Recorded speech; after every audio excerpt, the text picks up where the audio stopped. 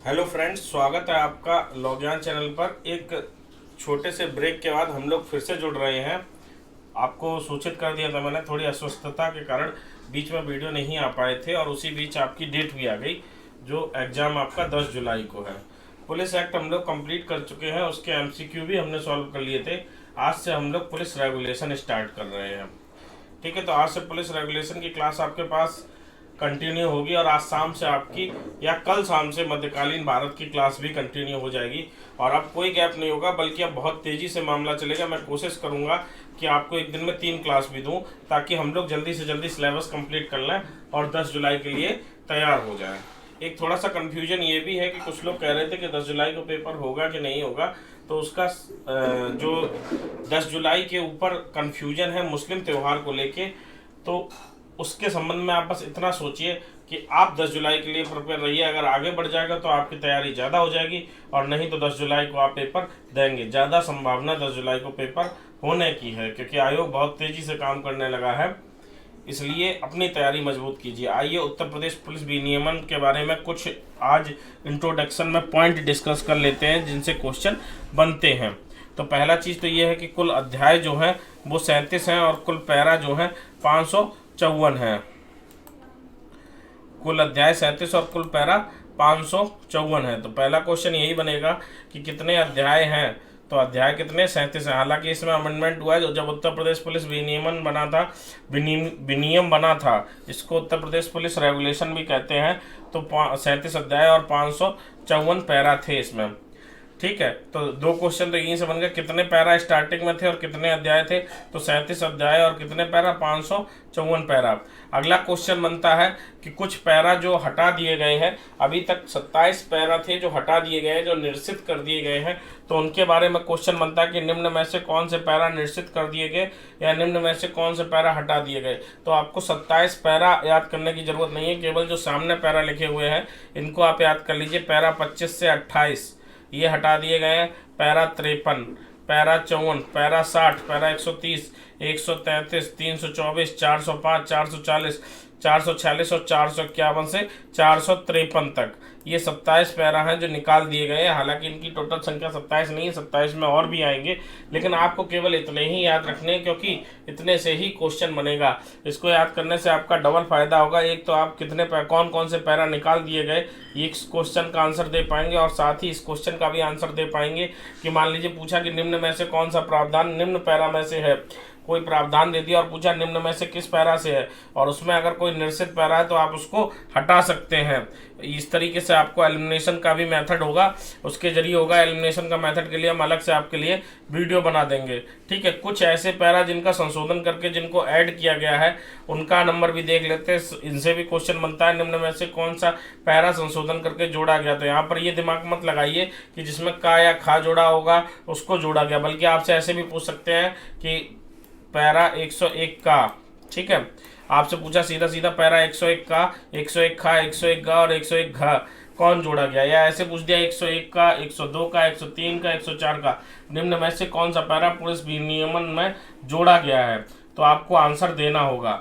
ठीक है, तो संशोधन द्वारा पैरा 101 का, 135 का, 143 का, 147 का, 168 का, 373 का, 421 का, 459 का, 463 का, 463 का, 482 दो, 489 का, 407 का, 519 का, कुल 15 पैराओं को जोड़ा गया। संख्या में कुल प्रभावी पैरा कितने हो गए? 554 माइनस 27, मतलब 27 हटाएगा और 15 जोड़े गए। तो इस समय प्रभावी पैरा कितने? 542 है। ये भी क्वेश्चन बन सकता है। 2 क्वेश्चन हो गए। देखिए, एक क्वेश्चन तो ये हो गया कि कितने पैरा टोटल हैं, तो 554 पैरा थे जो इसके स्टार्टिंग के समय थे। ठीक है, और अब कितने पैरा हैं? अब पैरा है 542। तो दोनों चीज़ें आपको याद रखनी होगी, 542 और 554। अगर आप इसको याद रखेंगे तो आपके 2 क्वेश्चन हो जाएंगे। ठीक है, अब आ जाइए, पुलिस विनियमन को कुल कितने भागों में विभक्त किया जाता है। तो पुलिस विनियम को 4 भागों में विभक्त किया जाता है। भाग 1 वरिष्ठ अधिकारीगण से संबंधित है। भाग 2 विशेष कर्तव्यों से संबंधित है, भाग 3 आंतरिक प्रशासन से संबंधित है और भाग 4 प्रशिक्षण से संबंधित है। तो ये चारों भाग आपको याद करने हैं।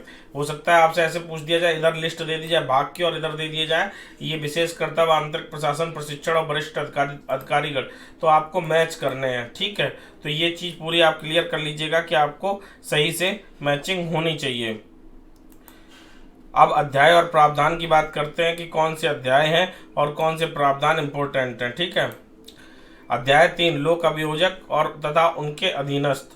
अध्याय 3 देखिए, अध्यायों से बहुत क्वेश्चन बनते हैं। आप जब प्रीवियस ईयर पेपर उठा के देखेंगे तो अध्याय से आपको ऐसे क्वेश्चन मिलेगा कि इनका मिलान कीजिए अध्याय, और सामने दे देंगे उनके अध्याय के टाइटल, तो उसमें आपको मिलान करने को आएगा। दूसरा क्वेश्चन आपसे इस तरीके से बनेगा कि लोक अभियोजक निम्न में से किस अध्याय में दिया गया है, तो आपको उसका भी मिलान करना होगा। तो इस तरीके से अध्याय 3 लोक अभियोजक तथा उनके अधीनस्थ, अध्याय 6 सशस्त्र पुलिस बल। हमने सभी अध्याय नहीं लिखे हैं, आपको याद रखना है कि यहाँ पर केवल वही अध्याय लिखे हुए हैं जो इंपॉर्टेंट हैं या जो क्वेश्चन बनते हैं। तो इन अध्याय को आपको अच्छे से रट लेना। केवल अध्याय रटने से आपके 15 में से जो पुलिस एक्ट के 15 क्वेश्चन आते हैं उसमें से 1 या 2 क्वेश्चन सही हो जाएंगे। तो अध्याय 3 लोक अभियोजक और उनके अधीनस्थ, अध्याय 6 सशस्त्र पुलिस बल, अध्याय 7 सशस्त्र प्रशिक्षण रिजर्व, अध्याय 8 घुड़सवार पुलिस, अध्याय 9 ग्राम पुलिस, अध्याय 10 थानों में की गई रिपोर्ट। ये अध्याय आपको याद रखने हैं। जो इंग्लिश मीडियम है वो टिक कर सकते हैं अपने, जो बेयर एक्ट या जो विनियमन है उसका अगर PDF आपके पास है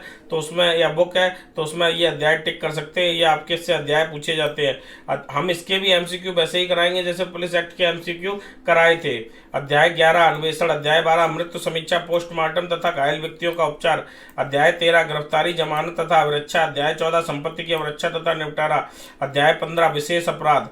ठीक है, तो ये अध्याय आप अच्छे से याद कर लीजिए। स्पेशल ऑफेंस के बारे में कौन सा अध्याय है, अन्वेषण के बारे में कौन सा अध्याय है, गिरफ्तारी जमानत या अवरक्षा के बारे में कौन सा अध्याय है। इस तरीके के क्वेश्चन आपसे पूछे जाएंगे। ऐसे पूछेंगे निम्न में से कौन सा अध्याय भगोड़े, फरार या मफरूर अधिकारी से संबंधित है। डायरेक्ट ये भी पूछ सकते हैं कि निम्न में से कौन सा अध्याय फरार अपराधी से संबंधित है।